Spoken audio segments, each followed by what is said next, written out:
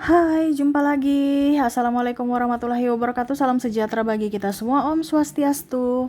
Hari ini saya mau reading untuk kalian bintang Leo. Tema kita kali ini Leo adalah waspadalah orang ini berbahaya untukmu. Wah, bahaya bagaimana dan siapakah orangnya? Nanti kita lihat sesuai dengan energi dari kartu tarot dan koneksi dari zodiak dan inisial. Oke, tetapi sebelum kita mulai, jangan lupa di like, comment, subscribe channel Ica Tarot dan Ica Tarot WS Indo, supaya ke depan saya bisa lebih bersemangat untuk membacakan readingan-readingan di hari-hari berikutnya untuk kalian. Dan jangan percaya 100% tarot, ini hanya sebuah games. Kalian tetap harus selalu berserah kepada sang pencipta ya. Dan walaupun ini hanya sebuah games, memang bukan games biasa, melainkan games menyerap energi.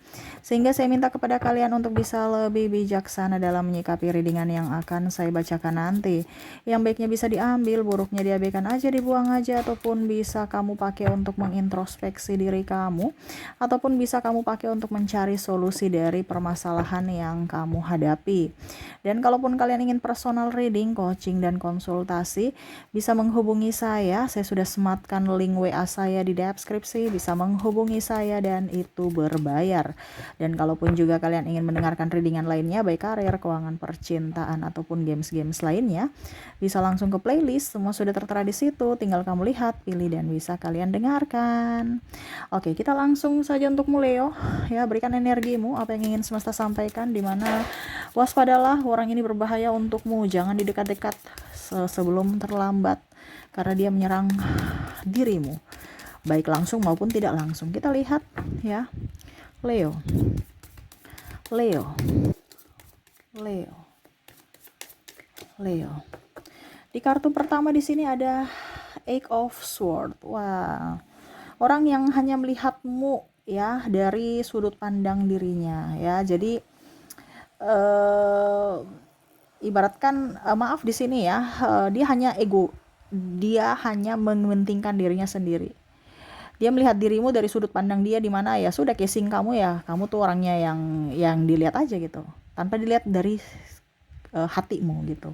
Ataupun mungkin kondisinya dia hanya egois melihat dari dirinya. Ada beberapa yang orang-orang ya terkoneksi dengan kamu, karena saya lihat, kenapa saya bilang orang-orang, lebih dari satu ya, yang saya merasakan energi di circle toxic, tetapi kamu masih di situ ya, yang hanya mau memanfaatkanmu, yang hanya lihat dari dirinya, dan bahkan mungkin untuk kepentingan dirinya dia bisa mengorbankan dirimu ya. Kalau dalam hubungan pertemanan dia nggak setia, pada saat butuh kamu baru datang atau baru menghubungimu. Ataupun mungkin kalau di kantor ya suka cari-cari muka kepada pimpinan, bahkan menjual namamu. Oh tuh karena Leo tuh makanya kita terlambat, oh karena Leo tuh begini, karena Leo tuh begitu ya. Jadi hati-hati dengan orang yang menjual namamu ya, hanya mencari-cari kesalahanmu ya, untuk mendapatkan image baik atau mencari pembenaran untuk dirinya sendiri. Dimana saya lihat di sini banyak persaingan, kompetitor tidak sehat, walaupun kondisinya sama-sama karyawan ya. Dia hanya mau lihat dirinya saja yang dipandang tanpa melihatmu. Kalau kamu tim, dia akan menonjolkan dirinya tanpa melihat dari kalian semua kan sama, kalian berjuang bersama, tapi dia nggak melihat dari dirimu. Dia hanya bilang, oh ini saya loh, ini saya loh ya. Macam contoh kalau pimpinan ya, dia kaya, jadi nggak bisa lihat bahwa oh saya kaya ini karena di bawah saya yang mendukung saya harus memperhatikan kinerja dia, saya harus memperhatikan kesejahteraan mereka. Dia cuma tahu bahwa ya sudah, kamu ya sudah gaji aja gitu, gaji begitu aja. Bahkan mungkin ada beberapa yang tidak dikasih lembur, uang lembur, padahal kamu kerjanya malam ya. Oke, berikutnya di sini Eight of Wands. Wah, orang yang sebenarnya nih licik ya. Jadi ada orang yang licik ini dalam tindakan ya. Jadi maksudnya mungkin kompetitor tidak sehat ya, dia licik bagaimana caranya supaya bisa menjebakmu. Hati-hati dengan orang-orang seperti gini. Contohnya dia berteman dengan dirimu, tapi sebenarnya dia lagi ambil info untuk tameng dia ya. Macamnya contohnya kamu sahabatan dan dia, tiba-tiba ya karena sudah dekat gitu ya, mungkin kamu cerita tentang aibmu ya, kamu apa ya kalau dibilang ya curhat lah seperti gitu. Nanti ujung-ujungnya pada saat kamu bertengkar ataupun mungkin kondisinya ya lagi bentrok lah sama dia, dia langsung bongkar gitu. Oh ternyata ya, oh, dia tuh begini, dia orangnya tidak sebaik yang kamu lihat, itu orangnya begini ya, dia menfitnah, dimana dia membungkus dari persahabatan ya. Jadi ada beberapa yang menikahmu dari belakang lewat senyuman, dimana kamu merasa dia orang baik, orang hebat, bahkan mungkin bicara tentang agama, seolah-olah dia orang suci, seolah-olah dia karena rajin beribadah jadi kamu langsung tergiur, oh ini image-nya baik, padahal sebenarnya dia munafik, ya. Dia membungkus itu dari senyuman, dari firman, ya, bawa agama segala macam. Oh ini kurang bersyukur, ya. Ini ada beberapa. Ya, kalau bicara bawa agama nih mungkin ya orang-orang yang sebenarnya tidak bersyukur tapi membalikkan fakta bahwa kamu yang tidak bersyukur, ya. Contohnya dia pemalas, kamu tegur, nanti dia bilang dia tuh tidak bersyukur, ya, maunya lebih-lebih terus, padahal kan kebutuhan selalu ada, tapi karena untuk bisa membenarkan kesalahannya, dimana dia bilang kamu tidak bersyukur karena masih ingin serakah, masih ingin lebih-lebih dan lebih, sehingga kamu merasa bahwa apakah memang betul saya kurang bersyukur. Nah ini ada orang yang dari kata-katanya, kan ibaratkan kancil ini orangnya licik ya, apa ya, dia pintar ya, dia apa ya, ya pokoknya itu seperti gitu, bagaimana caranya menggolkan dengan cara yang halus tetapi menusuk, ya. Oke, berikutnya ada King of Sword, ya, orang yang hanya apa ya kalau dibilang, ya ini hampir mirip seperti Ace of Sword, tapi kalau ini kan dia lebih menyakiti dirimu, kalau ini lebih ke pemikiran. Jadi apa yang kamu lakukan itu selalu salah gitu, entah idemu, entah karyamu, ini bicara tentang apa yang kamu lakukan selalu salah di mata dia, ya. Contohnya kamu mau usaha, dia udah bilang nggak bagus usaha itu, ngapain kamu usaha itu, ya. Pokoknya orang-orang mental tidak mensupportmu gitu, ya.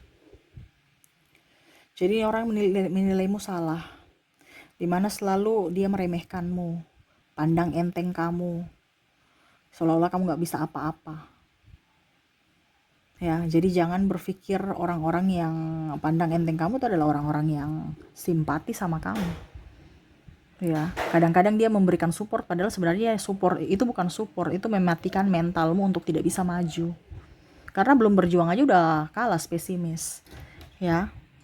Hati-hati dengan orang mental lemah, mental pecundang. Kamu nanti ikut pecundang, padahal kamu ini mental pejuang. Jangan ikut-ikut orang yang mentalnya pecundang. Belum mulai udah menyerah, belum berjuang udah kalah, ya. Kita coba dulu, ya. Kalau macam contoh ya, kalau kita, artinya gini, kalau kita mau berwirausaha ataupun apapun, berjuang, ya, setidaknya dua, berhasil dan gagal. Setidaknya walaupun kita gagal tapi kita sudah mencoba, setidaknya suatu saat mungkin kita akan berhasil, mungkin karena ada pengalaman, dibandingkan tidak sama sekali pasti kamu akan dapat gagal, tidak akan ada berhasilnya. Tetapi kalau kamu mencoba, ya setidaknya mungkin kamu dapat bisa ada potensi untuk berhasil. Kalaupun gagal, ya tadi saya bilang, ambil pembelajaran untuk bisa menuju ke pembelajaran itu, dan kamu ulang lagi, berusaha lagi, kamu bisa pasti berhasil. Ini bicara masalah waktu saja. Kenapa? Karena kamu mau belajar, kamu mau berusaha, kamu bekerja, mau ada action, bukan hanya duduk diam di tempat, ya. Kamu gagal terus. Ini contoh, karena ada beberapa yang spesimis, ada beberapa memang tidak ingin kamu maju, sehingga nggak usah. Nah itu, ya.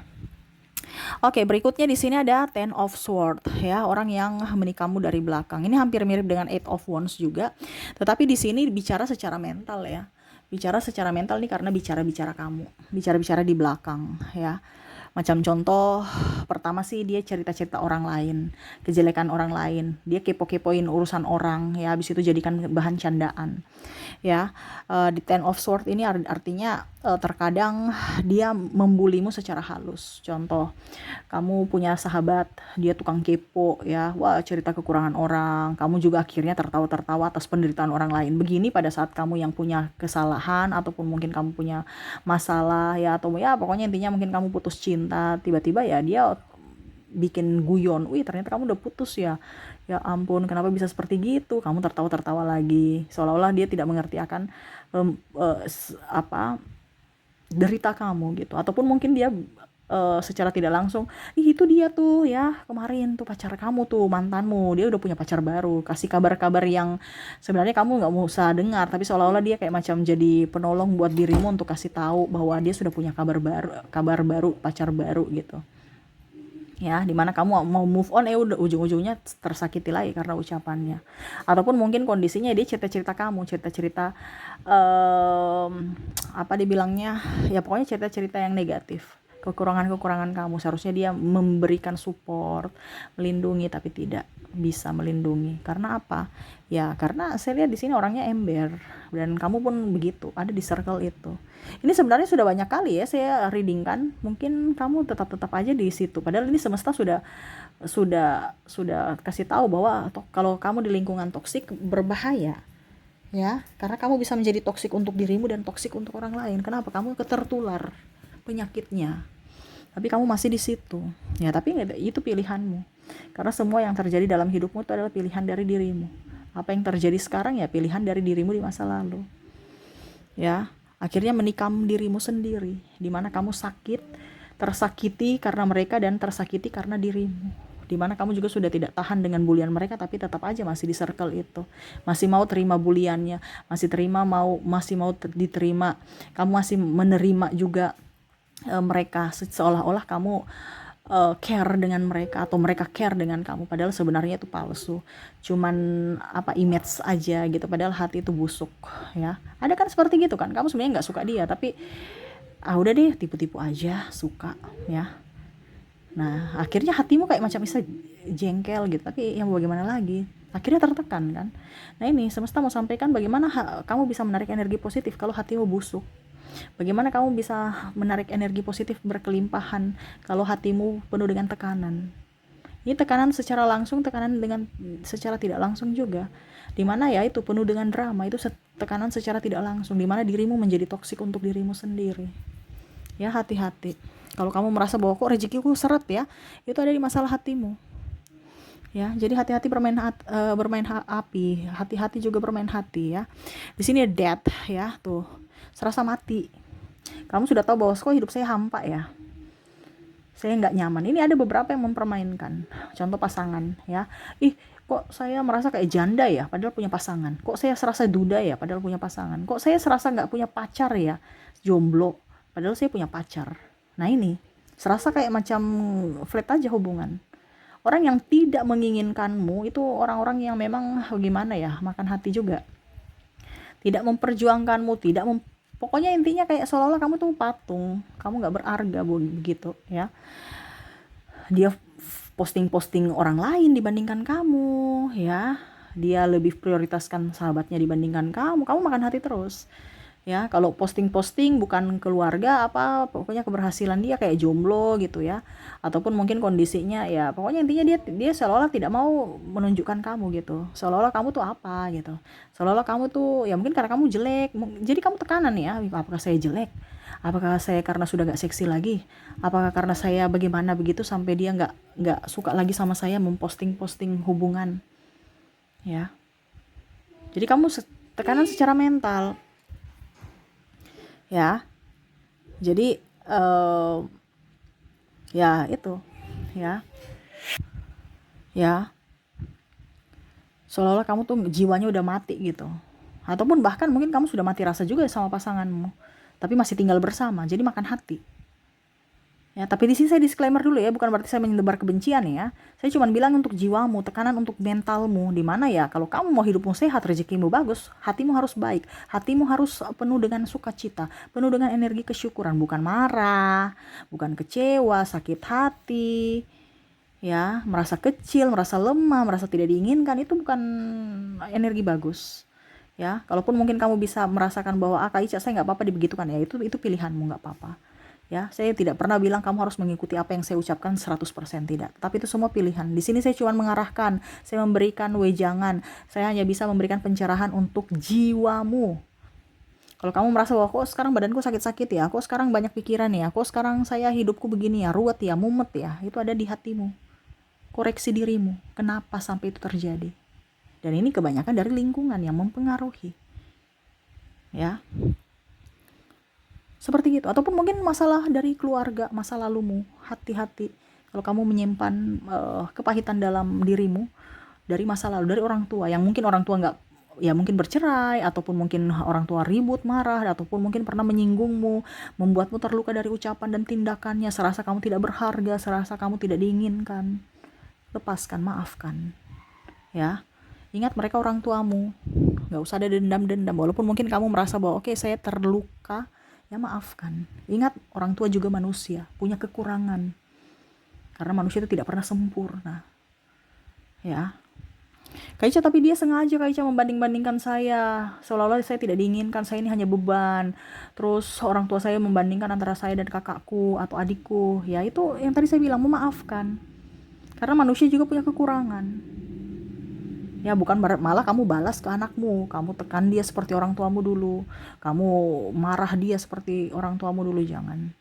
Ya, harus bisa lebih menjadi penyejuk hati untuk anakmu dan orang lain, terutama menyejukkan hatimu dulu. Ya, di sini ada Three of Pentacles, ya, orang-orang serakah. Ya, orang-orang serakah ini orang-orang yang tidak bersyukur, kurang aja ya, entah tidak bersyukur karena kamu ada three party, ya. Wah, berarti kan dia tidak bersyukur kepada kamu. Kenapa dia mau mencari orang lain yang mana mungkin lebih dari dirimu? Ya, kalau memang ada orang-orang yang tukang selingkuh, ngapain kamu menangisi? Itu orang tidak cocok untukmu, tidak pantas untukmu, ya. Jangan. Kalau dengan orang-orang tukang selingkuh, ya, orang-orang yang hanya memanfaatkanmu dari sisi kebaikanmu, dari sisi keuanganmu, ya, atau dari sisi seks. Hati-hati. Kalau orang tidak memperjuangkanmu, ya, berarti orang itu tidak bersyukur memiliki kamu, seolah-olah dia mau mendapatkan orang yang sempurna, dirinya aja nggak sempurna, mau mendapatkan orang yang sempurna. Ya selingkuh kan ada sesuatu yang kurang dari dirimu, sehingga dia mencari yang lain. Nah ini, kalau ada dapat orang yang tukang selingkuh, itu nggak baik, ya. Itu lebih baik jauh-jauh. Kenapa? Itu kebiasaan, itu penyakit juga sebenarnya. Kalau dia tidak mau sembuh, dia akan ulang lagi. Dan itu menjadi kebiasaan, dan kamu pun akan terulang lagi tersakiti, dan hidupmu akan kok gitu-gitu terus, ya karena kamu tidak memberikan pelajaran pada dirimu, ya. Kaica, tapi saya yakin dia bisa berubah, Kaica. Ya kalau dia mau berubah karena dirinya, bukan karena kamu yang bikin dia berubah. Kamu punya tugas itu, doa dan perbaiki diri.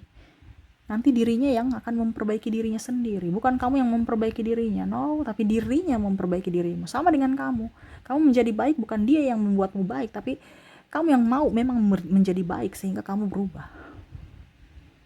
Ya, contohkan yang terbaik supaya dia melihat bahwa memang kamu tulus. Tapi ingat, itu tidak gampang dan tidak cepat. Makanya ini bicara tentang mental. Kalau memang kamu berani menunggu, berani sabar, ya silahkan. Tapi kalau tidak, ya jangan. Kasihan dirimu, kasihan jiwamu. Bukan berarti saya suruh kamu pergi meninggalkan orang-orang itu, ya tidak. Tetapi ini kelihat dari kemampuanmu. Kalau kamu masih mampu, silahkan. Kalau tidak, ya sayangi dirimu dulu. Ya. Kita kan bicara untuk diri sendiri dulu, bukan bicara egois. Tetapi ingat, penyakit mental bukan orang lain yang menyembuhkan, tapi diri kita. Dan penyakit mental itu salah satu penyakit yang susah disembuhkan. Ya. Kalau bicara dokter, pasti akan kambuh-kambuh lagi. Lihat coba orang gila. Ya. Susah, bisa kambuh-kambuh. Dan dia nggak waras seperti manusia walaupun sudah sembuh. Karena apa? Tekanan jiwa. Itu makanya saya bilang hati-hati dengan bermain jiwa, ya, bermain hati gitu. Ya, lindungi dirimu dari orang-orang jahat. Ya, dan terakhir di sini Eight of Cups. Orang yang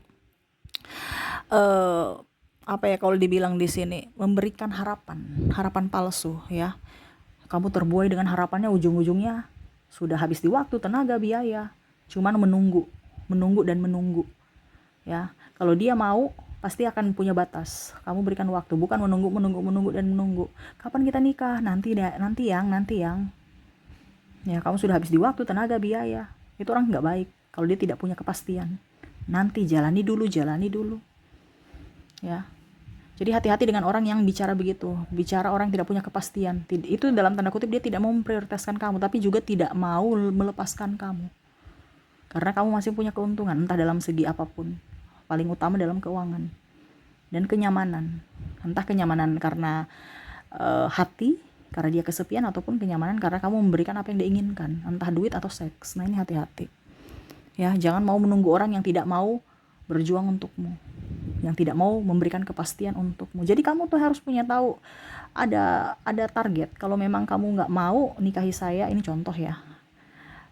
Saya kasih waktu 1-2 bulan atau 1-2 tahun. Ini contoh ya. Kalau kamu sudah mengenal dia dan yakin, ya bulanan gitu. Ya, saya kasih waktu kamu 2 tahun untuk kumpulkan duit, ya. Kalau memang iya sih, pasti dia akan berusaha kalau memang dia mau. Tapi kalau cuman dia masih ragu-ragu pada dirinya juga, berarti memang dia ragu untuk bersamamu. Intinya kan gitu. Orang akan berjuang untuk pasangannya kalau memang dia yakin. Kalau dia merasa ragu, pasti dia juga akan, ya begitu, rezeki-rezekian juga. Semesta juga akan memberikan rezeki yang kurang kalau memang dia nggak ada niat. Kan dari niat dulu sampai kita bisa dapat rezeki. Ya, kalau niatnya baik, pasti baik rezekinya, cepat dapatnya. Tapi kalau niatnya buruk ataupun menipu, ya rezekinya juga sedikit. Nah, itu jadi kamu bisa melihat kesungguhan pasanganmu. Ya. Ataupun di sini penantian. Wah, dia kapan balik ya? Dia kapan balik ya? Dia sudah pergi dengan yang lain. Ngapain kamu menunggu? Ya. Kalau kita menunggu dan kamu merasa bahwa kayaknya saya yakin dia bisa. Oke, tidak jadi masalah.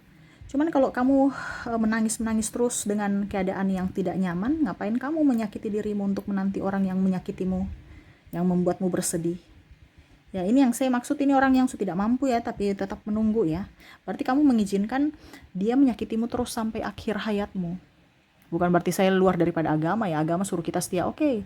Tetapi kalau memang dari orangnya sendiri itu tidak mau untuk kamu, tidak mau berjuang untuk kamu yang harus waras untuk dirimu. Bukan berarti saya suruh kamu bercerai, no. Itu pilihanmu, bukan saya. Saya cuma bilang secara mental, supaya jiwamu tenang, supaya jiwamu up. Kamu merasa dirimu berharga, kamu merasa dicintai, dan kamu pun mengizinkan orang-orang mencintai dirimu. Bukan berpatokan pada dirinya yang meninggalkanmu. Ya, jadi seperti gitu. Orang-orang yang tidak pantas untukmu ya. Oke, dan semoga resonate ya untuk kamu. Dan saya sudah menarik energinya juga dari inisial dan zodiak ya, di mana di inisial di sini oke. Di inisial di sini kamu terkoneksi dengan ada huruf M, ada huruf A, ada huruf Y, X, D,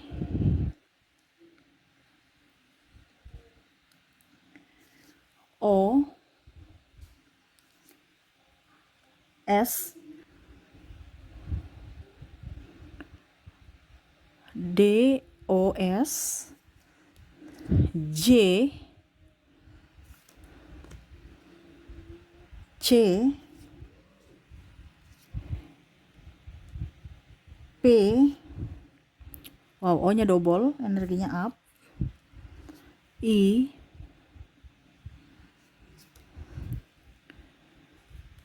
G, N, A,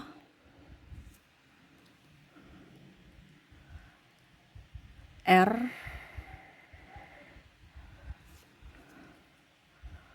W, P, T, E, P, T, dan E ya. Oke. Jadi untuk koneksi di sini, dari inisial kamu terkoneksi dengan MAYX, DOSJ, DOSJ, CPOIGN, ARW, PT, dan E ya. Dan untuk koneksi zodiak, kalaupun mungkin di inisial kamu tidak terkoneksi, mungkin dari zodiaknya di sini, dimana kamu terkoneksi di sini dengan ada bintang Pisces, ada juga bintang Aries, ada Sagittarius, Capricorn, ada Virgo, ada Cancer, Scorpio, dan Aquarius. Oke, jadi untuk koneksi di sini dari zodiak kamu terkoneksi dengan Pisces, Aries, Sagittarius, Capricorn, Virgo, Cancer, Scorpio, dan Aquarius. Oke, itu yang bisa saya readingkan untukmu ya. Semoga resonate dan bermanfaat. Jangan lupa di like, comment, subscribe channel Ica Tarot dan Ica Tarot US Indo. Supaya ke depan saya bisa lebih bersemangat untuk membacakan readingan-readingan di hari-hari berikutnya untuk kalian. Terima kasih, saya pamit. Assalamualaikum warahmatullahi wabarakatuh. Salam sejahtera bagi kita semua. Om Swastiastu. Bye-bye.